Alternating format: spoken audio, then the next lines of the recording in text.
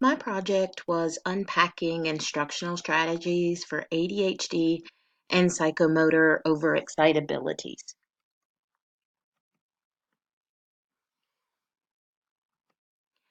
I did this project because there has been a significant increase in the number of ADHD diagnoses. And APA ranks ADHD as the most prevalent behavioral disorder among school-age children.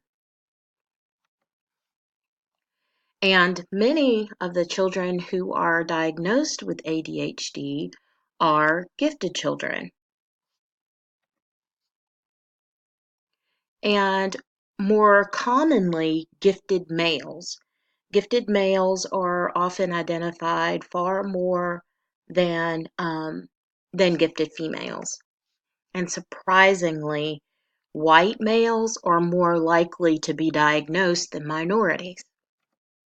And so my question was, are these cases truly ADHD, or are the manifestations products of psychomotor excitabilities? Because the two, the way they reveal themselves in the classroom, are fairly similar. So the two questions that I had from my project were, one, can the presence of ADHD be managed through instruction? Lots of times we walk into classrooms and we see students engaging in off-task behaviors. They're blurting out, they're having side conversations, they're fidgeting, tapping their pencils. But is it because of ADHD, psychomotor excitabilities, or is it because instruction is just not engaging? So that led to my second question. Which instructional strategies work best at decreasing fidgeting, verbal impulsivity, and other off-task behaviors that are commonly associated with ADHD and psychomotor overexcitabilities? The two standards, I chose three standards, but I'm just going to, for the sake of the presentation and time, I'm just going to look at the two that were probably the biggest for me. And that was standard 2.3, which is using understanding of diversity and individual learning differences to inform the selection, development, and implementation of curricula, and evaluating and modifying instructional practices in response to ongoing assessment data, and engaging in the design and implementation of research and inquiry, which is pretty much the reason we're doing this project.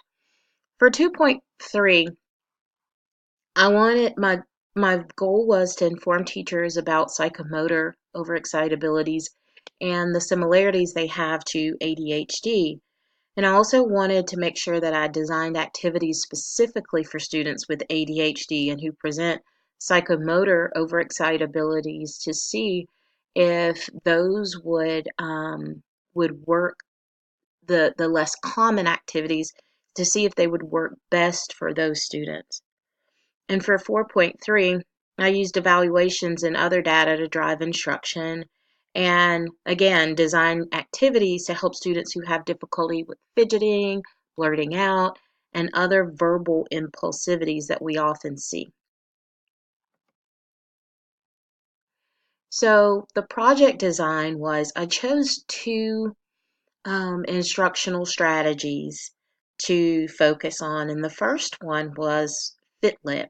And this is a fairly new type of activity that's being introduced into the language arts classroom to get students up and moving and engaging in physical activity. And research suggests that when students are engaged in physical activity during tasks, that they have a tendency to retain more information.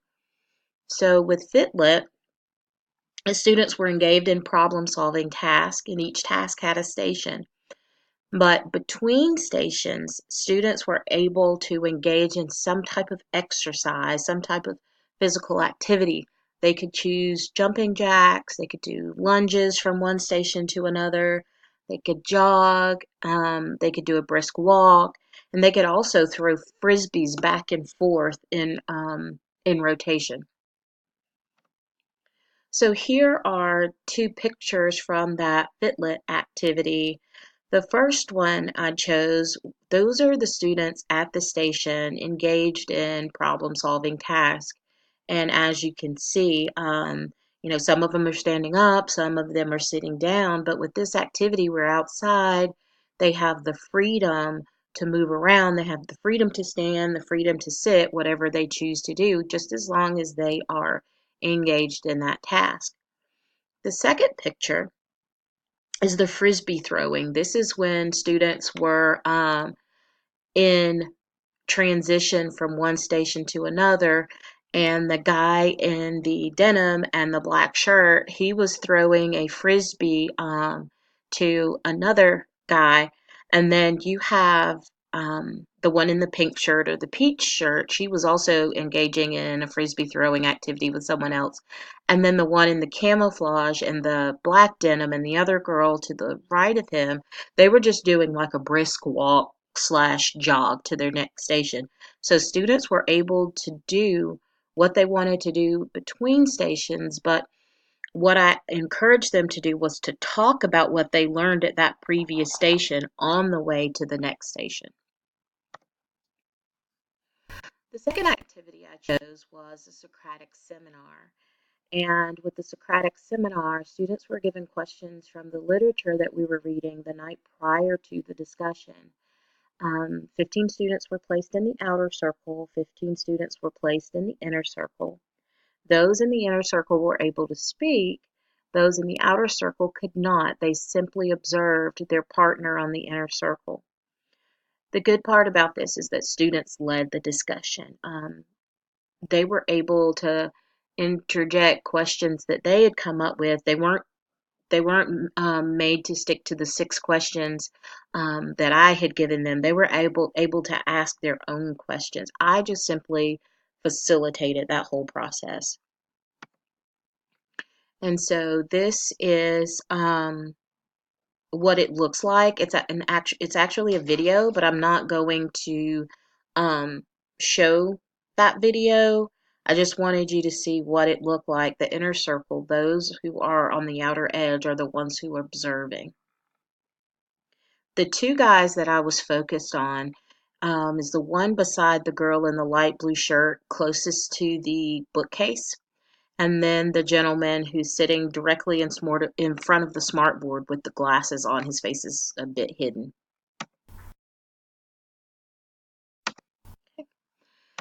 Context. I teach at Sammy McClure Middle School, and it's a rural area in Paulding County, very rural. We actually have a cow pasture right next to our school.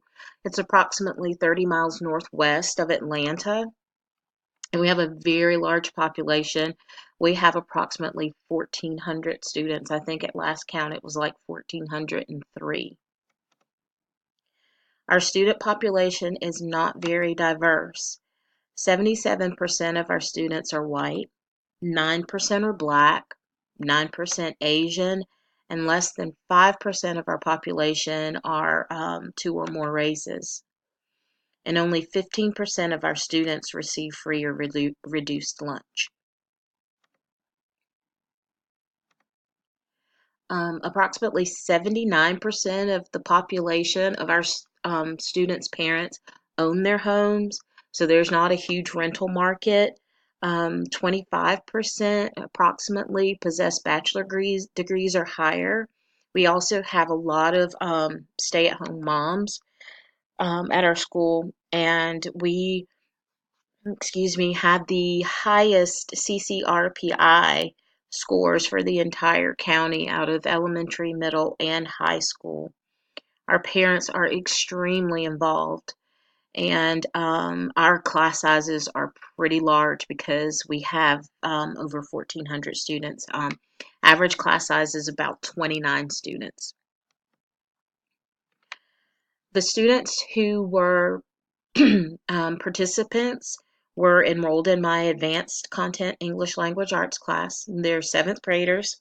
There are 30 students in this class, and our advanced content is not just made up of gifted, it's also made up of students who just They like language arts. They have a proven track record of doing well in language arts. So only 8 of my students in this class are gifted. 2 of the 4 male students have been diagnosed with attention deficit hyperactivity disorder. So what I did is, again, I did a giver escape room activity, and we did it outside. So I also differentiated setting. There were 5 stations: plot, characters, vocabulary, analysis, and the last one was the encrypted message. Students were able to, they had 5 minutes per station to escape that room, or in other words, to figure out all of the answers for that particular station. And then they had 2 minutes for transition. That's where they engaged in physical activity and had dialogue with their peers, talking about what they learned from the station they were leaving. The second activity or instructional activity that I tried was the Socratic seminar again. 2 circles, the inner outer. I did not do the hot seat with this one. Student-led discussion based on those 6 questions, but they could add any questions that they wanted, questions for clarification. And students prepared answers to the questions the night before the seminar so they could have more meaningful dialogue. What I found is that Fitlit significantly decreased off-task behaviors related to ADHD and psychomotor overexcitabilities. Did not have the issue with fidgeting, with students, having off-topic conversations, pencil tapping, leg shaking. That those things were almost non-existent because they had the ability to move around. They had the space to move around, and student engagement overall was significantly increased. However, with Socratic seminars, even though it significantly decreased verbal impulsivities, what I did see is that the fidgeting and the loss of focus did not increase when students with ADHD participated in the outer circle. The fidgeting and loss of focus did decrease when students participated in the inner circle. So it seems they were less engaged when they were in that outer circle.